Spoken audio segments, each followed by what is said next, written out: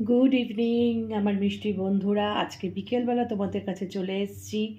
তো বিকেলবেলায় কি করছি দেখো, একদম শীতকালে আজকে একটু পায়েস বানাবো। তো নিয়ে নিয়েছি আমি এখানে 3 লিটার দুধ, সেটাকে ভালো করে একটু জাল দিয়ে নিচ্ছি। আর এদিকে কি করছি দেখো, এদিকে নিয়েছি গোবিন্দভোগ চাল দিয়ে করব, নতুন গোবিন্দভোগ চাল। তোমরা কে কীভাবে করো আমি ঠিক জানি না, কিন্তু আমি যেভাবে করি তোমাদেরকে একটু দেখাচ্ছি। আমি যখন গোবিন্দভোগ চালটা ধুয়ে রাখি, তখন তার মধ্যে একটু ঘি দিই। ঘি দিয়ে খুব ভালো করে তোমার চালটাকে মাখিয়ে নিই, তাহলে কিন্তু খুব সুন্দর হয় পায়েসটা, আর গন্ধটাও খুব ভালো আসে। আর আজকে করব কিন্তু তোমার একদম পাটালি গুড় দিয়ে, ঠিক আছে। আর এদিকে হচ্ছে তোমার দেখো কাজু আর কিশমিশ নিয়ে নিয়েছি। আমার দুধটা আগে সুন্দর করে জাল দিয়ে নিই, তারপরে কিভাবে স্টেপ বাই স্টেপ করছি তোমরা দেখো।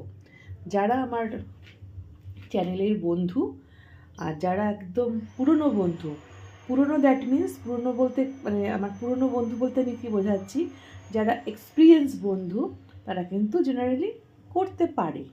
যারা একদম আমার বাচ্চা বন্ধু তাদের উদ্দেশ্যে আমি বলি, তোমরা পুরো ভিডিওটা দেখো, দেখলে বুঝতে পারবে কিভাবে তোমরাও বানাবে। বিভিন্ন মানুষ বিভিন্নভাবে করে, তা প্রত্যেকের থেকেই কিন্তু নলেজ গ্যাদার করা উচিত। তো আমি এইভাবেই করি, তোমরা পুরো ভিডিওটা দেখো আমি কিভাবে করছি, ঠিক আছে।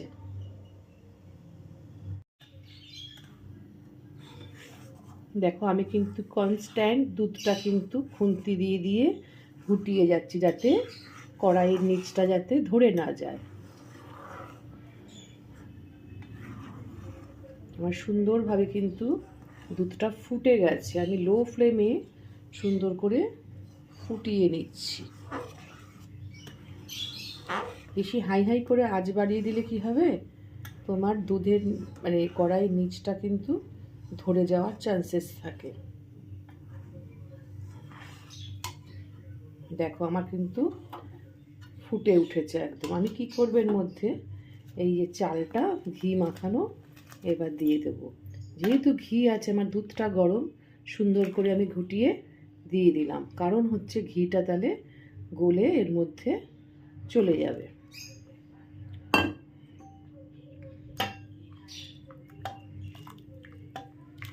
ব্যাস, এবার এটাকে সুন্দর করে খুন্তি দিয়ে নাড়িয়ে নাড়িয়ে ফুটতে দিতে হবে। চাল যতক্ষণ না সেদ্ধ হবে তার আগে কিন্তু কখনোই মিষ্টি দেবে না, তাহলে কিন্তু চালটা সেদ্ধ হবে না। তোমরা এই ট্রিক্সে পায়েস করবে, দেখবে অপূর্ব খেতে হয়, আর পায়েস থেকেও খুব সুন্দর একটা গন্ধ বেরোয়।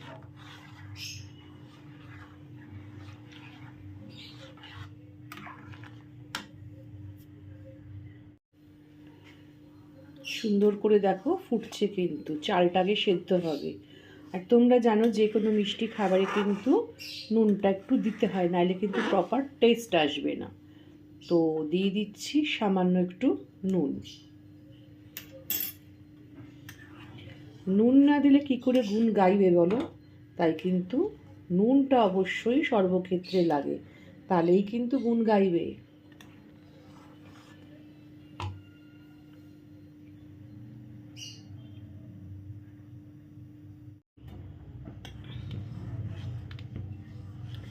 শীতকালে পায়েস হবে না সেটা কি কখনো হয় বলো। আর যে যে বাড়িতে কিনা মানে মিষ্টি দিদির মতো হেসেল আছে, সবসময় কিছু না কিছু হয়েই থাকে। আর আমার বাড়িতে একটু পায়েসটা খেতে ভালোই বাসে, বিশেষ করে আমার ছেলে। তো যাই হোক, আমার চালটা কিন্তু প্রায় অনেকটা সেদ্ধ হয়ে গেছে। তো এখন কিন্তু আমি দিতে পারছি না মানে গুড়টা, কারণ হচ্ছে চালটা আরেকটু সেদ্ধ হওয়ার আছে। তোমাদের আরেকটা কথা বলে রাখি, সবসময় কিন্তু পাটালি গুড় ডিরেক্ট দেবে না। আমার এই গুড়টা মানে ভালো, বা আমি আগে অন্যান্য প্রিপারেশন করেছি, দেখেছি আমার দুধ টুধ কেটে যায়নি, তো সেই জন্য আমি ডিরেক্ট দিচ্ছি। তোমরা কি করবে, যখন কোনো গুড় নিয়ে আসবে, ধরো পায়েস করবে ভাবছো, তাহলে কিন্তু তোমরা কি করবে, একটু জল দিয়ে ওটাকে জাস্ট একটু মানে ওই যেমন করে খেজুরের গুড় হয় আমরা বানাই সেভাবে একটু লিকুইড করে জ্বালিয়ে নেবে, তাহলে কিন্তু আর কাটবে না। আমি দেখতে পাচ্ছ তো কনস্ট্যান্ট কিন্তু আমি নেড়ে যাচ্ছি যাতে পুড়ে না যায় কড়াইয়ের নিচটা।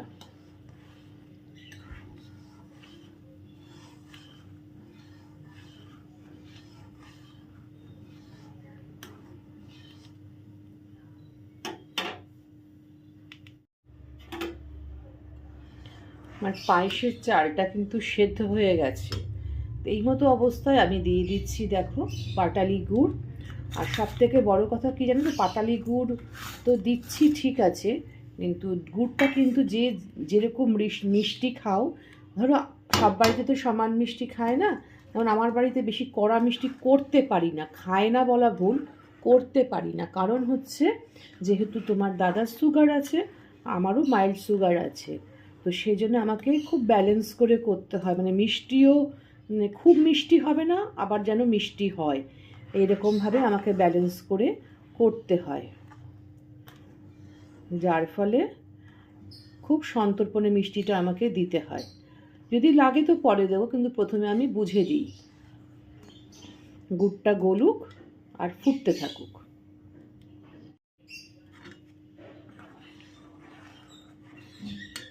আমি ফ্লেমটা কিন্তু একটু কমিয়ে দিয়েছি এখন, কেন বলো তো, ঘন হয়ে আসছে তো আস্তে আস্তে।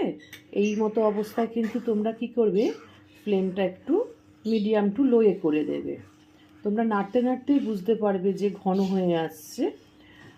আর আমার গুড়টা গলে যাওয়ার পরে কি সুন্দর কালারটা শুধু এসছে দেখো,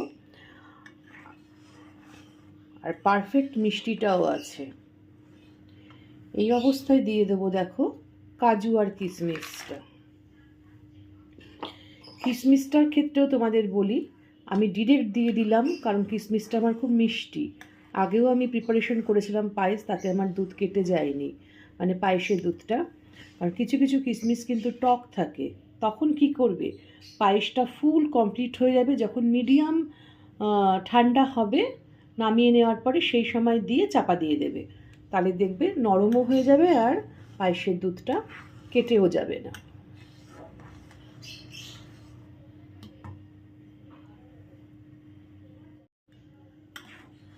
এত সুন্দর হয়েছে না, মানে টেস্টটা, আর পুরো দেখো সরসর হয়ে আসছে, পুরো ঘন হয়ে। আমি কিন্তু না গুঁড়ো দুধ ইউজ করেছি না কনডেন্স মিল্ক ইউজ করেছি আজকে। আজকে যে প্যাকেট দুধ দিয়েই করেছি, কিন্তু সেই দুধটা ভীষণই ভালো, খুব ঘন দুধ, আর ওটা বাফেলো মানে মিল্ক। আমি আর নামটা বলছি না, নামটা বললে অ্যাডভার্টাইজ হয়ে যাবে, সেই জন্য আমি আর নামটা বলছি না, কিন্তু ভীষণ ভালো এই প্যাকেট দুধটা। জেনারেলি পায়েস করলে আমি একটু কনডেন্স মিল্ক দিই বা একটু গুঁড়ো দুধ দিই, কিন্তু আজকে কিচ্ছু লাগেনি আমার, এত সুন্দরভাবে হয়েছে। এখন একদম লো ফ্লেমে একটু ক্রিমি ক্রিমিভাবে ইয়ে করে নিচ্ছি।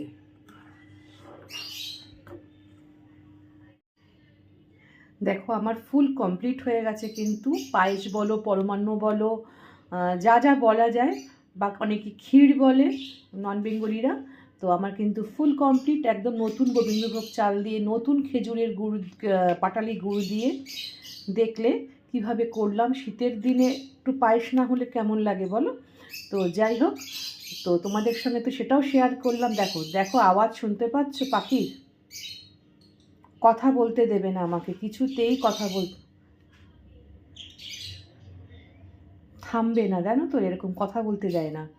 তো যাই হোক, তোমরাও কিন্তু এভাবে বানিয়ে খেয়ে দেখো, যে যে প্রসেসে আমি করলাম, এই প্রসেসটা যদি তোমরা করে থাকো তো ওয়েল অ্যান্ড গুড, কিন্তু বাট যদি করে না থাকো করে দেখো, ভালো নিশ্চয়ই লাগবে আশা করছি।